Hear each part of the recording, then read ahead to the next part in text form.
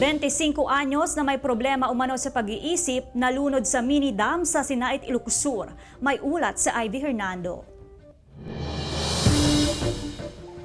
Nakita na lang na palutang-lutang ang 25 anyos na lalaki sa mini dam sa barangay Nagbaliwartian, Sinait, Ilocos Sur. Tinangka pa raw sa gipin ang biktima ng mga rumespondeng tanod at dinala sa paggamutan, ngunit wala na raw buhay ang biktima. Ayon sa kaanak, may problema umano sa pag-iisip ang biktima. Hindi ako manta, hindi nakatimpla si kapel ni Antinang sa idayabag na kaong magsermang.